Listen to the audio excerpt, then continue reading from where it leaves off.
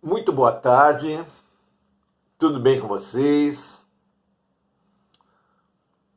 Vamos chegando, é o nosso espaço, nosso ponto de encontro, nossa sala de aula, na qual, pelo menos entre os encarnados, não existem professores. Nosso ponto de encontro aqui, nosso grupo de estudos, tem coordenadores e eles estão, para o grupo todo, na figura de instrutores, que certamente nós os temos, e também na figura dos mentores, dos protetores, dos anjos de guarda de cada um, que fazem conexões entre as lições gerais e o nosso caso, a nossa história de vida, as nossas necessidades específicas. É um grande projeto, é um grande trabalho em grupo, que passa por todos, que é de todos, e obedece apenas à lógica do mais alto, do interesse profundo, da necessidade maior. Que, dentro das suas possibilidades limitadas, é claro, esse seja um dos espaços significativos do nosso processo, das nossas buscas, do nosso aprendizado. Assim seja, muito bom. Hoje falaremos sobre a referência. Qual a referência para a iluminação contida na revelação espírita? Qual é o ponto de encontro, a referência, a essência a ferramenta mais essencial para a nossa evolução no contexto da revelação espírita? São muitos autores espirituais, são muitos autores encarnados, a começar, claro, por Kardec. Mas onde está essa referência? Essa é a nossa questão de hoje. Para aquele estudante, para aquele buscador que se encontra no contexto da revelação espírita, é fundamental entender essa referência. Qual é o ponto de encontro, o centro da revelação espírita? Como você vê essa questão? Vejamos como Emmanuel vê a questão. Certo? Muito bom. É a questão 219 de O Consolador. Chico Xavier e Emmanuel. 411 perguntas são apresentadas para o instrutor de Chico Xavier, o orientador, o guia, e ele nos oferece respostas as mais interessantes. Vejamos a pergunta. Nos trabalhos espiritistas, onde poderemos encontrar a fonte principal de ensino que nos oriente para a iluminação? Poderemos obtê-la com as mensagens de nossos entes queridos? Ou apenas com o fato de guardarmos o valor da crença no coração?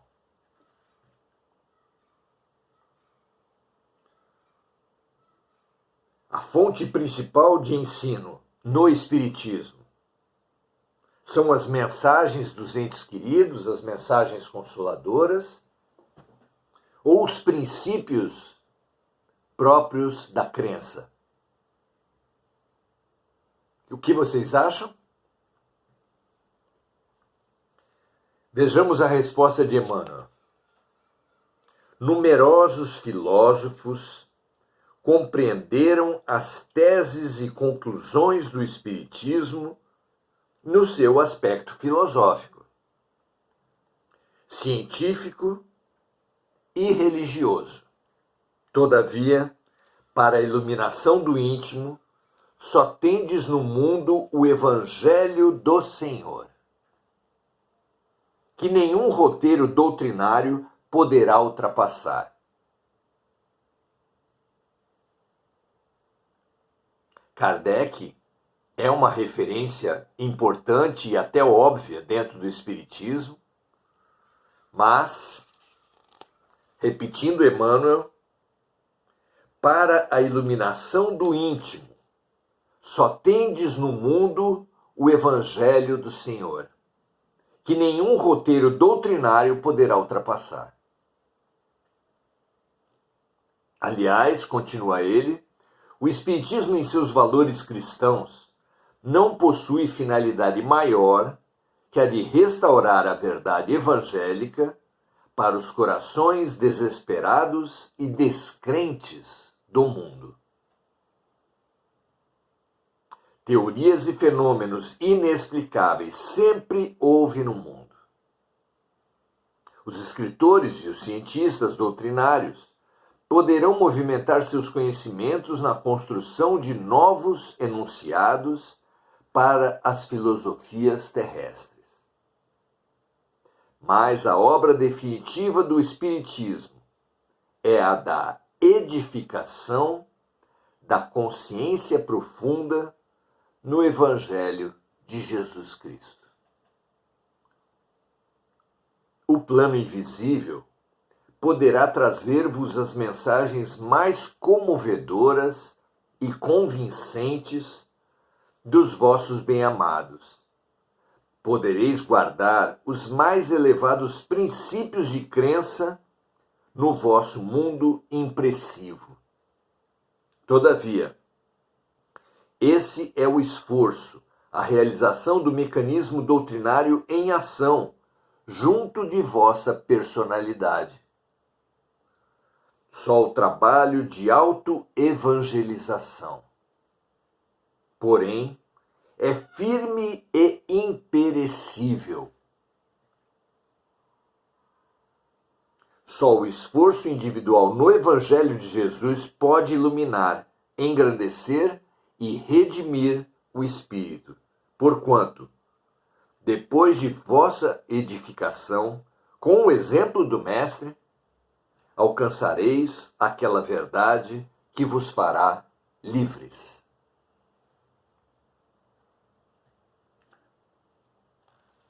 Muito interessante, não é? Para os críticos do Evangelho, especialmente para os críticos provenientes de outras linhas cristãs, é sempre uma surpresa saber a importância central da mensagem da doutrina do Cristo para o Espiritismo. Mesmo para aqueles que assumem o ponto de vista científico, para aqueles que assumem o ponto de vista filosófico, que são ambos muito interessantes, muito importantes para a nossa edificação, também se surpreenderão com essa absoluta importância que os instrutores atribuem ao Evangelho de Nosso Senhor Jesus Cristo para a iluminação da criatura humana.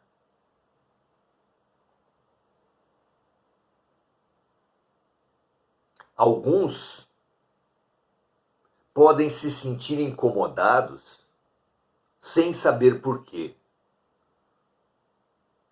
É que, infelizmente, as igrejas ditas cristãs têm feito um triste papel, uma triste função de boicote à mensagem, a função do Cristo para a humanidade. São muitos os ataques. Quando chamam Jesus, confundem Jesus com Deus, o estrago é enorme. Como revelaram os Espíritos, Jesus é o nosso modelo e guia. Como ter como modelo o próprio Deus? É inalcançável, e ele sendo inalcançável, não nos modelamos, não nos elevamos. Essa doutrina que mistura, que mescla a figura divina com o Cristo numa única personalidade, ela não se confirma nem mesmo nas palavras do Mestre. Certa vez, um desavisado chamou Jesus de Pai. E ele não gostou, definitivamente não gostou. E alertou: Pai, apenas aquele que está nos céus.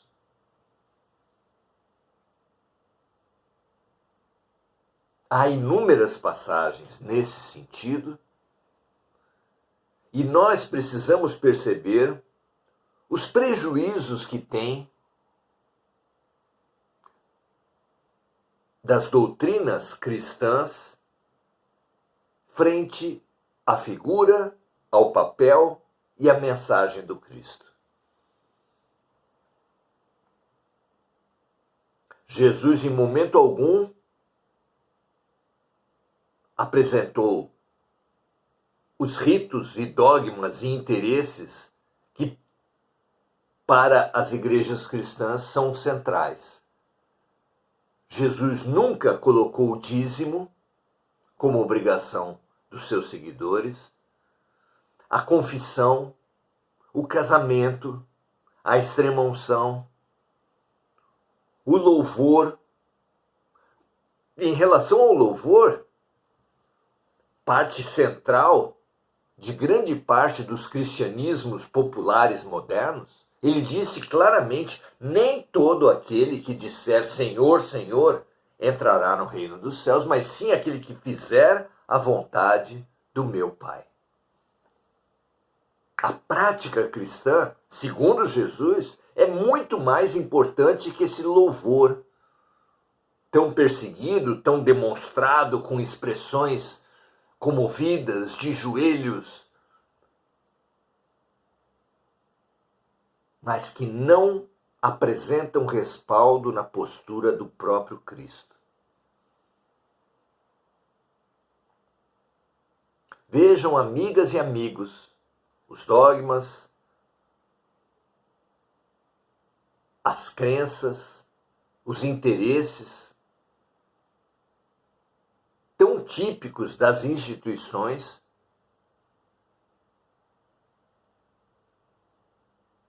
Jesus jamais estabeleceu intermediários de Deus na terra. Mas é claro que dízimo, intermediação por parte dos sacerdotes, tudo isso atende a interesses institucionais evidentes.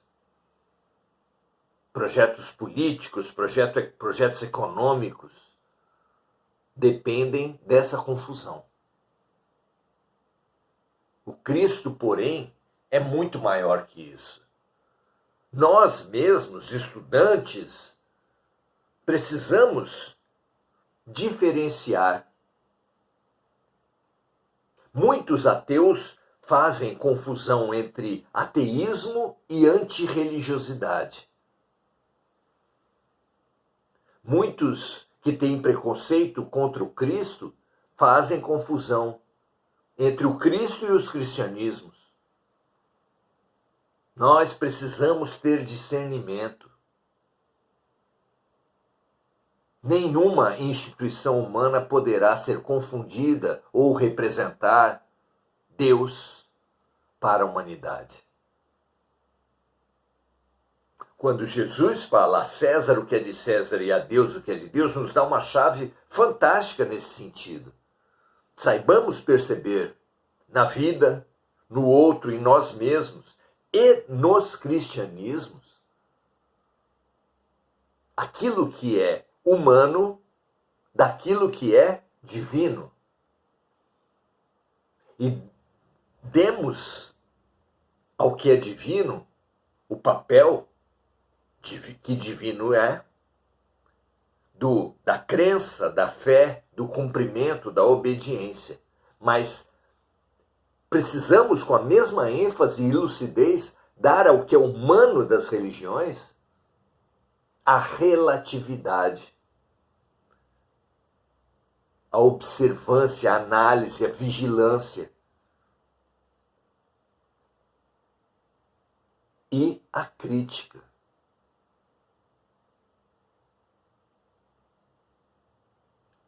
Sem esse discernimento,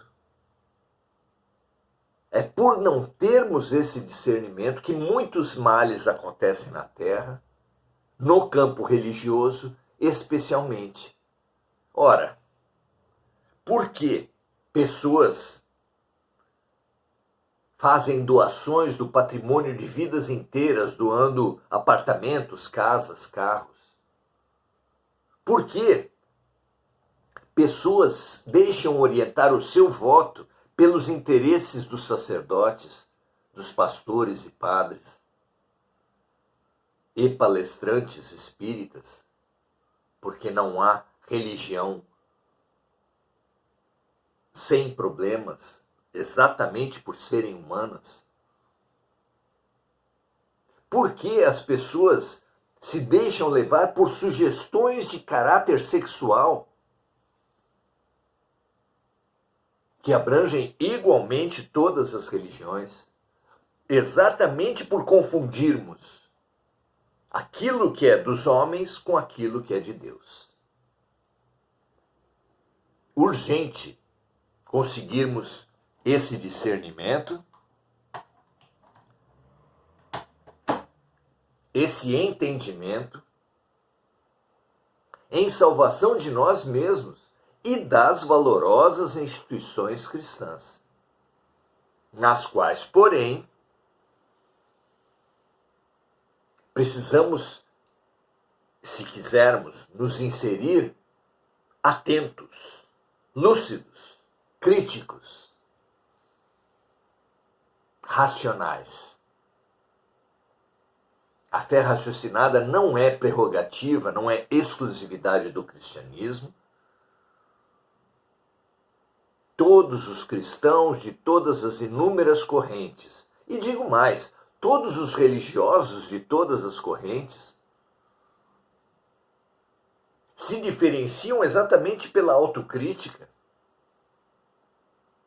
Se você é de esquerda ou de direita, se você é rico ou pobre, se você é de uma profissão ou de outra, se você é heterossexual ou homoafetivo,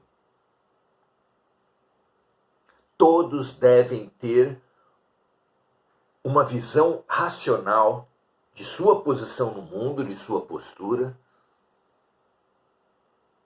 exatamente porque essa desidentificação com o momentâneo, com o precário, é que nos viabiliza ao eterno. Justamente porque a libertação em relação ao que perece é que nos impulsiona na busca pelo que permanece. Entendamos essa questão.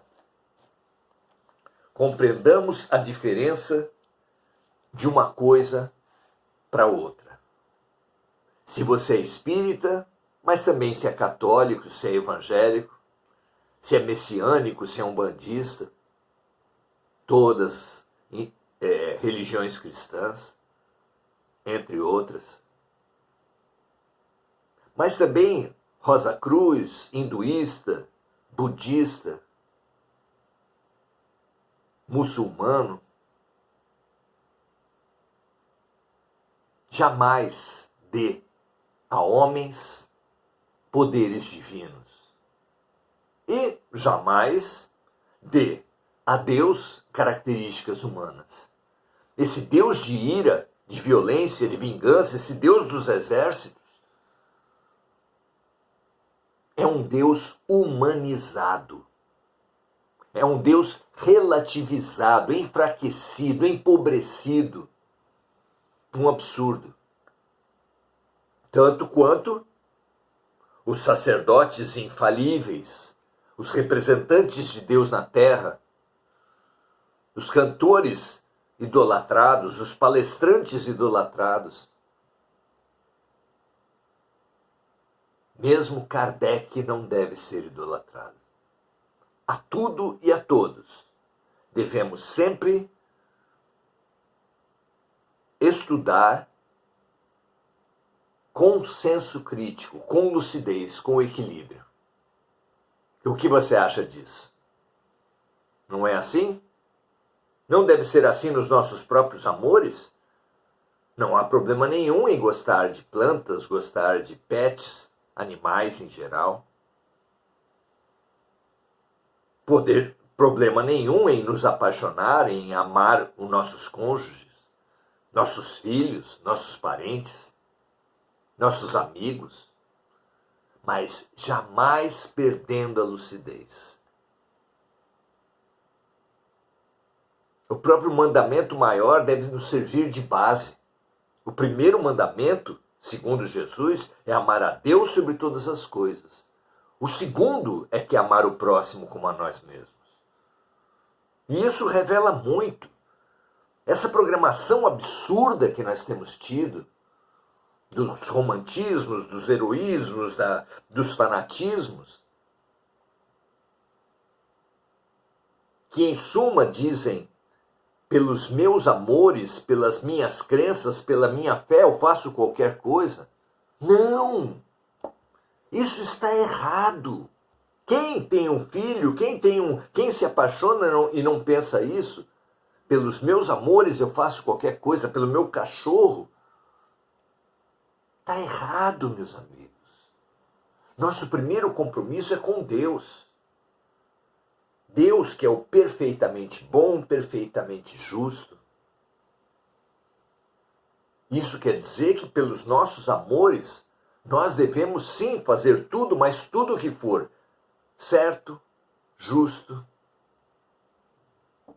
bom. Porque o nosso compromisso maior é com o que é perfeitamente certo, justo e bom. Que essa lucidez dirija nossas relações, nosso trabalho, nossa identidade, nossa relação conosco mesmo, com os outros, nossa relação com o Cristo e com as religiões. Muito feliz em estarmos juntos, aprendermos juntos e discernirmos entre o divino e o humano, relativizando o que é relativo, o humano, e divinizando apenas o que é efetivamente divino. O Deus em mim, absoluto, que está para muito além do ego, da máscara, da condição momentânea nessa encarnação, de raça, de sexo, de nacionalidade. Cumprimenta, respeita e ama o Deus em você, que também está muito além da roupagem, das identidades, dos preconceitos que você assumiu nessa vida. Que de absoluto para absoluto, de amor para amor, nós possamos nos encontrar, nos integrar e nos amar uns aos outros como Jesus nos amou. Muito bom. Diana Costa diz assim, por aqui muito reflexiva, capítulo 15, viver ou controlar. Damos muita importância para nós, pouca para a vida. O ego, o egoísmo, o orgulho é a fonte de todos os nossos equívocos. A importância maior para o interesse coletivo e profundo das criaturas humanas é um excelente norte para todos nós. Que o todo esteja acima, que amemos o todo acima de todas as partes. Muito bom, Diana. Enir Cajazeira, dando graças a Deus. Marco Aurélio Trindade, dizendo simplice. Simplicidade é realmente algo fabuloso a ser perseguido, tanto que foi exemplificado por todos os luminares, como Siddhartha Gautama, Francisco de Assis, Clara, Teresa de Calcutá, Dulce, Chico Xavier, não é? Dulce Galvão dando seu boa noite, Mônica Silva lembrando de amigos encarnados, desencarnados, vibrando pela paz mundial, Enir também dando o seu boa noite, assim como Mônica, Diana Costa, muito feliz pela presença de todos, estimulo cada uma de vocês, cada um de vocês a compartilhar, se entenderem que o refletido aqui, que o estudado aqui por todos nós faz sentido, é importante nesse momento de nossas vidas. Muito feliz pela presença de todos nós, convido para amanhã estarmos juntos em mais um estudo, em mais um oração-ação. A busca do conhecimento, do autoconhecimento e da prática do bem. Um grande abraço a todos e até amanhã.